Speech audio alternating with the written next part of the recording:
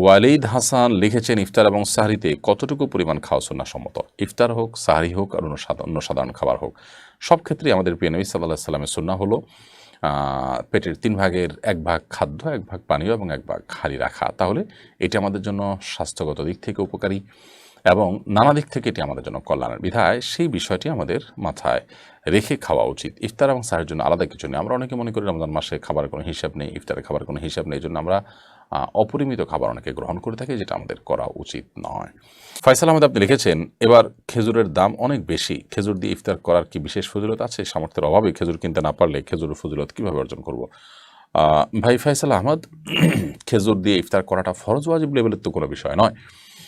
নবী করিম সাল্লাল্লাহু আলাইহি সাল্লাম খেজুর দিয়ে ইফতার করতে পছন্দ করতেন। যদি খেজুর কখনো না থাকে তাহলে সেক্ষেত্রে পানি হবে তার উত্তম বিকল্প।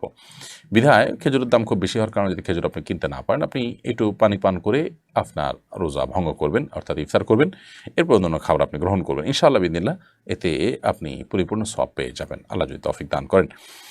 রিনা বেগম লিখেছেন, একজন হাফেজ কত বছর বয়স থেকে তারাবি পড়াতে পারে?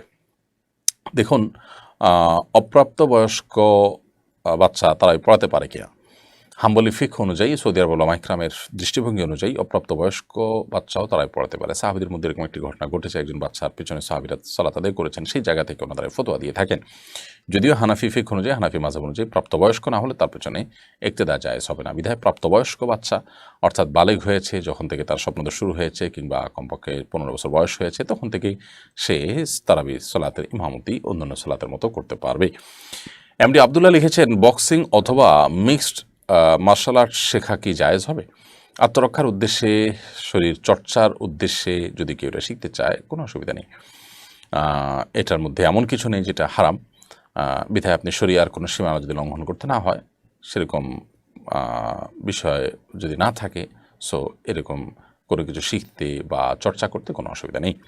আহমদ শাকির নাজাত আপনি লিখেছেন, মোবাইল স্ক্রিনে কোরআন পড়ার হুকুম কি? মোবাইল স্ক্রিনে কোরআন আপনি তেলাওয়াত করতেই পারেন এবং প্রিন্টেড কোরআন থেকে তেলাওয়াত করলে যেরকম সওয়াব পাবেন, মোবাইল স্ক্রিন থেকে কোরআন তেলাওয়াত করলে একই সওয়াব পাবেন। মোবাইল স্ক্রিন থেকে তেলাওয়াত করলে সওয়াব আপনি কম পাবেন এরকম কোনো কথা নেই।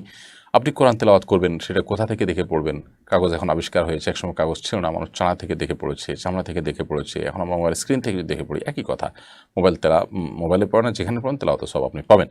তবে মোবাইল স্ক্রিনে তেলাওয়াত করার সময় উযু লাগবে কিনা? অনেক উলামা ইকরাম উযু লাগবে বলেছেন। আমার কাছে উযু লাগবে না যে মতটি যে উলামা ইকরাম বলেছেন সেটি অধিকতর শক্তিশালী মনে হয়। কারণ হলো, প্রথমত এটি সফট কপি না, এটি হার্ড কপি না, যার কারণে এটিকে আমরা চাইলেও ধরতে পারবো না, এটা ধরার মতো জিনিস না, স্পৃশ্য না।